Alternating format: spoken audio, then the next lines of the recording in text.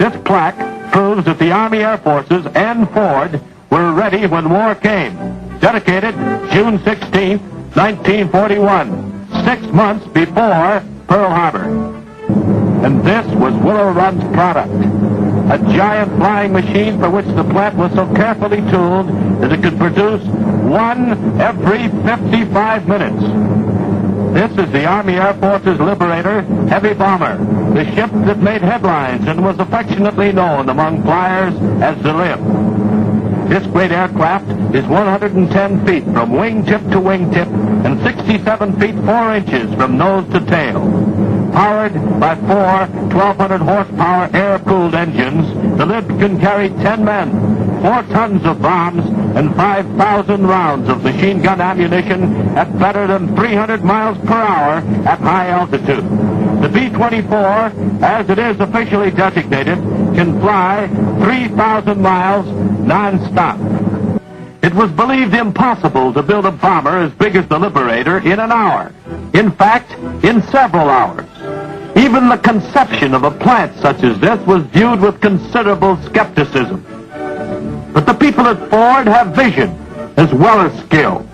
They have always planned and worked on a broad scale, have always struck out on pioneering paths, and they're wise in the ways of mass production. Of course, this was something new in assembly, not just another relatively simple automobile with only 15,000 or so parts to be made and assembled. Each of these machines is made up of 1,225,000 parts, and each had to be perfect. And in these lines, you see the evidence of another Ford-made miracle. The Willow Run bomber plant has furnished one of the miracle production stories of this war. It produced 8,685 bombers in a steady stream, relentless, unceasing, on time, as methodical as a great river fed by its tributaries. These ships are the product of experience. Constant changes, some dictated by service conditions, have given to the Army Air Forces bombers that fly farther, faster, and higher, with the result that the final marbles look far different than their older cousins. After the ship was built, Ford's job was not yet done, because each ship, each of the thousands made at Willow Run, had to be thoroughly tested by both ground and flight crews.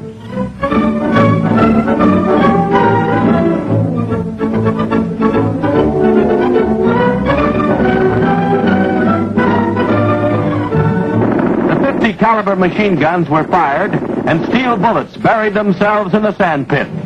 Engines were revved up to takeoff speed. In some, dummy bombs were loaded to test the racks. But in all the planes, hours and hours were spent in tests and checks by specially trained ground crews before functional tests aloft. From Flight Operations Center, 4-man test crews took over. These crews consisted of pilot, co-pilot, radio man, and flight engineer. A touch on the hydraulic button, and the bomb bay door opens to give access to the ship.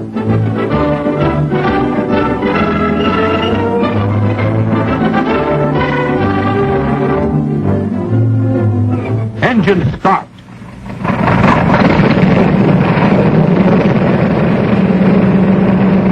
And she taxis out to the runway for her first flight.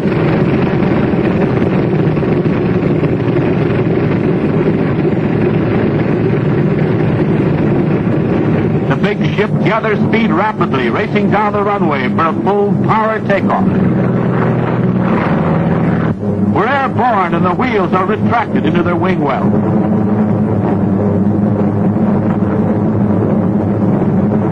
In the air, the belly turret is lowered and tested.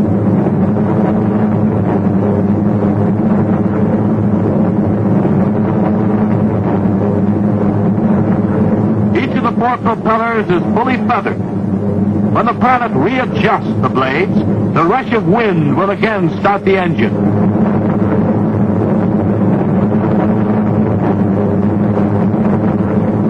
Bomb bay doors are open and closed.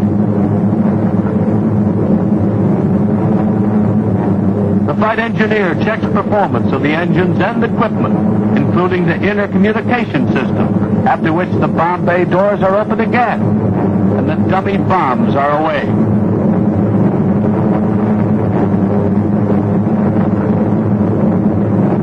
Test completed, our ship peels off. This ship is strong, with strength built in by skilled brains and hands. With all the experience that Ford has gained over the years of mass production. For the Army Air Forces, it has strength to fly and fight, and return to fly and fight again and again. The pilot signals the control tower and prepares to bring her down. We will soon see for ourselves how this modern miracle of mass production has been performed. Okayed by the tower and lined up with the runway, we are bringing in 20 tons of bomber at better than 100 miles per hour.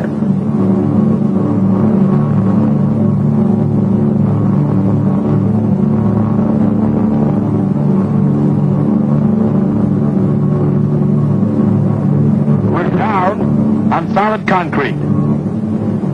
The pilot again calls the control tower and is assigned a position on the apron.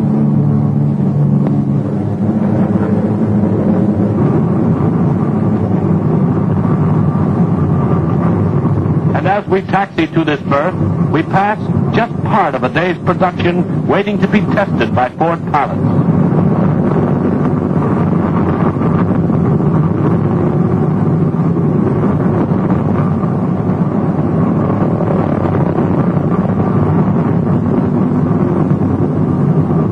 The flags wave our pilot to his position, and we are grounded at fabulous Willow Run.